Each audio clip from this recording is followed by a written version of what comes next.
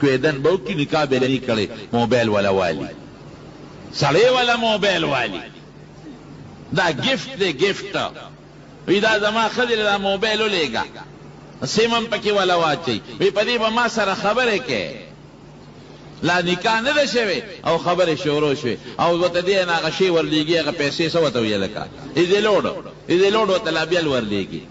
وی بل چا سره په خبره نه کې ما سره به پکې هغه د نر لور په بل چا سره 3 تار یو ځای کې خو چې دې خبرې کې بل سره مټي دتلی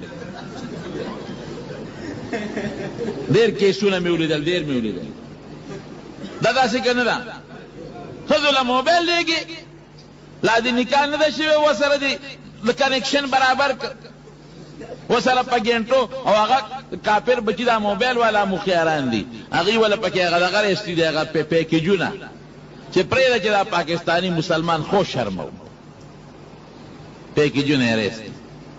موبایل جنا کوله مال ها مور کوي جنا کوله موبایل به دا موبایل نه جون نه تیریږي الکانو له مور کوي دي ماشومان له په دې موبایل غندونه ګوري التلال شي 50 روپے ورکی او په موبایل کې وتسلوخ 50 بربند فلمونه ورواچي الکه سوته وي غشي ته چې هغه پکې چي او دې ماشوم نه ته بوسو او پته راوځي میموري کارت وته ما نه کله نو میر شي دی ورونه نیری میموري کارت التناستي خمددار ډډه والی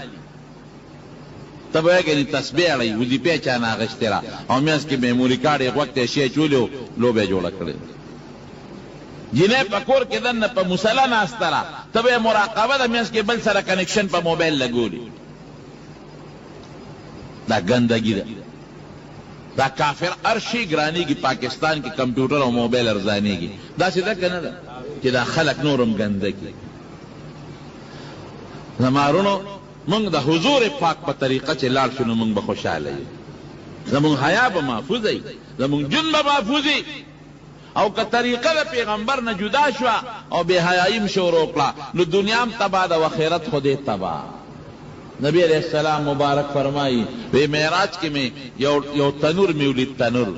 یو غارو دا تنور پشان سر تنگو او ویخے کولاو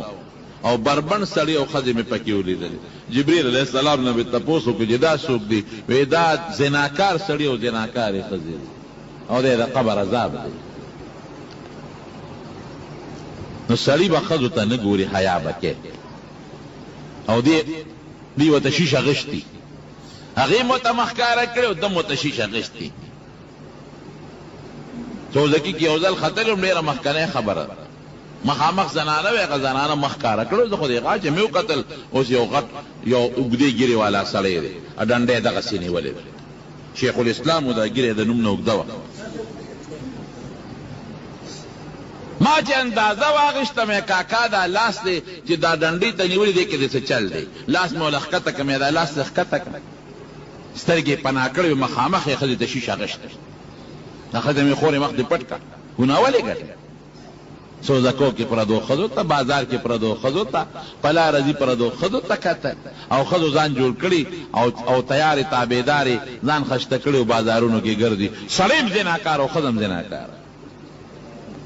ولی نبی علیہ السلام فرمائے وی اخر زمانه کې بدا سے خذی کاسیات عاریات جامع بے غسل او بربندې وي صحابه ته پته نه و چې دا څنګه جامع سره بربندې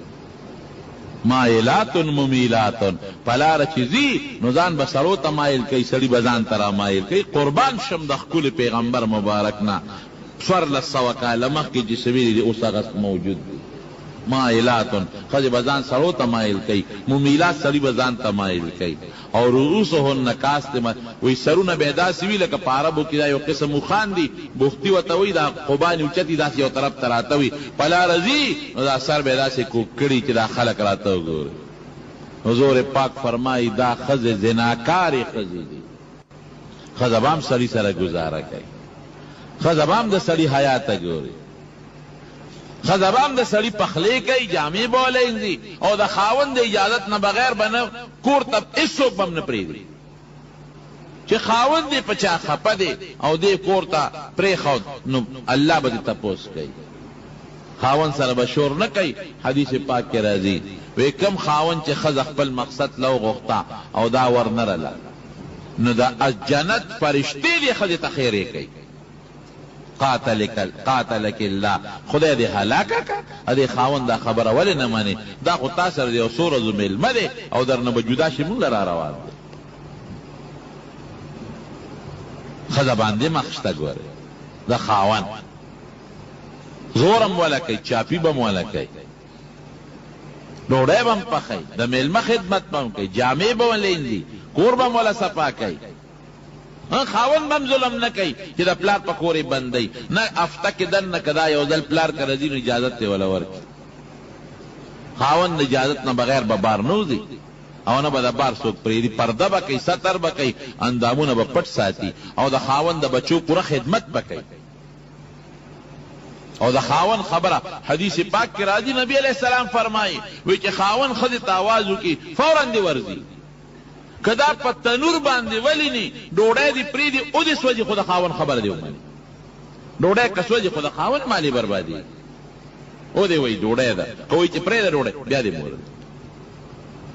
نفلي روژه هم بغیر د خاوند اجازت نه نشي نیولی. د خاوند دې ضرورت شو دې روژه ده نو بیا د دواړو حقونه په یو بل شته. اوس د دې حقونو پر خیال به څوک ساتي؟ هغه خاوند چې دینداره دی او هغه ښځه چې هغه دینداره ده. او چې کوم خاوند بېدینه دی د ښځې په حق پوهېږي نه ظلم به کوي، او چې کومه ښځه بېدینه ده د خاوند په حق پوهېږي نه یو بل سره به ښه ژوند تېروي.